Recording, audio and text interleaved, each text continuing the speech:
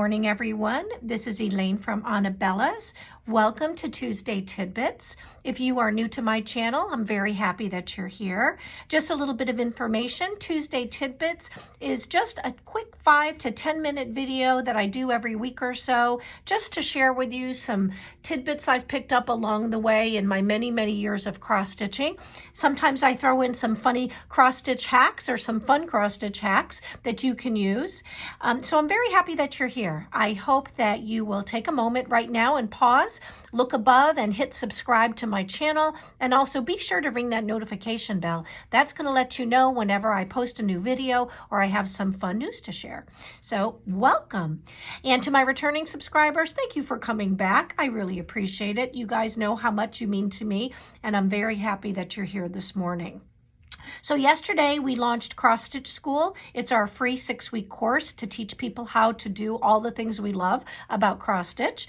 And I thought it would be fun to kind of do Tuesday Tidbits today to give you some history about cross stitch and actually how did it come about and who started it. So let me share some information with you about the history of cross stitch. So basically, needlework in its very earliest form has been documented probably since around, 600 BC. So there are examples of hand sewing and needlework that were actually found in ancient Egyptian tombs and also in church catacombs all the way back to the Middle Ages. So I thought that was kind of fun. Now, back then, they would make these really thick, heavy tapestries, and these were not only beautiful, but they helped to cover up the stone walls of many of the homes and castles, and that helped keep the warmth in and keep the cold out, obviously. So this lady right here is Catherine of Aragon. She is the first wife of Henry VII, and basically, she has been credited with the first form of cross-stitch. She was famous for what is known as black work.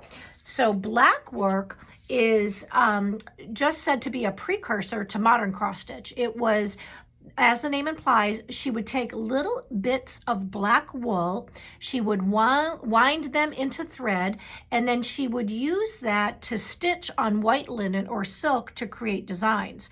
So this book is available on Amazon if you're interested in learning a little bit about black work samplers. The Amazon link is below, but I just thought I would throw that in there in case you'd like to learn more about it.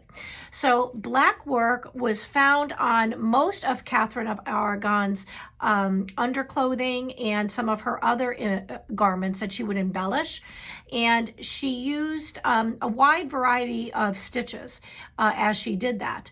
Now, the most popular stitch that she used is what has now become known as cross stitch. Cross stitch is basically just creating an X in a hooped, into hooped fabric to create a stitch.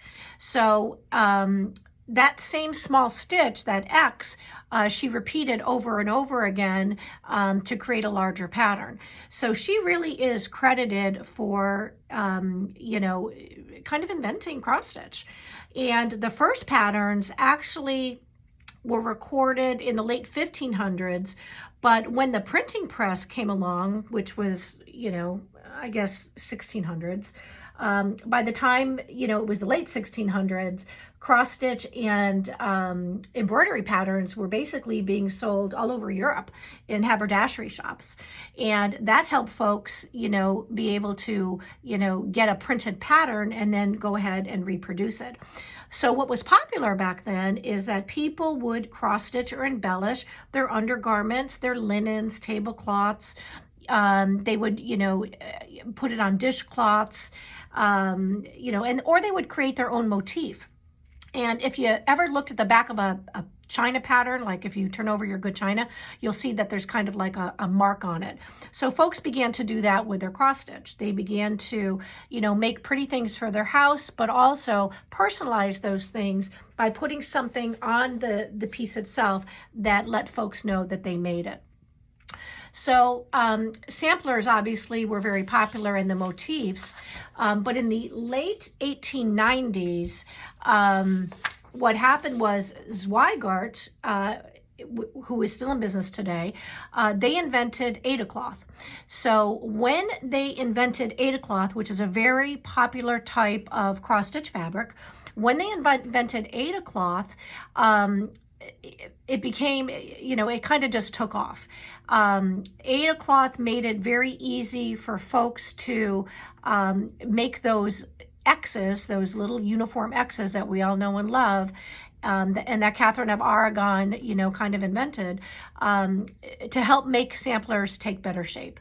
So Zweigart is still in business today, and you can just search Zweigart fabric, and whether it's an Etsy or, in a Google search bar, and you can just, spend hours looking at all of the beautiful fabrics and linens that they create. So also back in the 18 and 1900s, once this fabric became widely available, a method of teaching that helped children reinforce their reading, writing, and math became something that was done through the teaching of cross-stitch. And I thought that was just really, really a smart thing to do. So what teachers would do is they would teach kids how to cross-stitch, little girls, and as they were teaching them, they were helping them learn, of course, their letters and their numbers. And if you go back and you look at some of the cross-stitch pieces from the 18 and 1900s, what you're going to find is that there's a lot of animals and trees and patterns, and often the name of the little girl that stitched it. Now, the sizes ranged from very small to quite large, and sometimes it took those girls many, many years to complete their work. So there is a cross-stitch designer. Hands Across the Sea is a very popular designer. They're very popular Hands Across the Sea samplers. Basically what they do is they have reproduced many traditional samplers so that you can purchase their charts and cross-stitch them yourself. This one happens to be Anne Boret, and this is from 1646. This was the original. So if you are looking for some really absolutely gorgeous cross-stitch samplers that you can reproduce, go ahead and check out Hands Across the Sea. I'm going to put the link below. I never realized, how much was involved in these samplers. And these reproductions that you can stitch up in your own home are simply, simply amazing. So basically after that, after the 1900s, cross-stitch kind of, waned a little bit, and then it came back in style in the 60s. But it wasn't until the 80s, where I was, when I was really into cross-stitch, when it kind of took off again.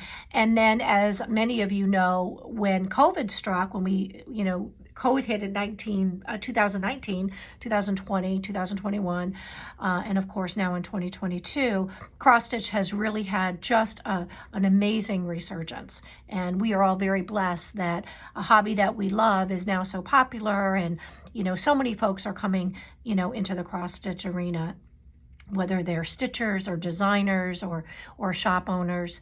But that is your little history lesson on the history of cross-stitch. So I hope you enjoyed it. I hope that you will tune in on Friday for my regular Friday floss tube. I hope that until that time, you have a wonderful, wonderful week, that you get to do all the things you love with the people you love the most.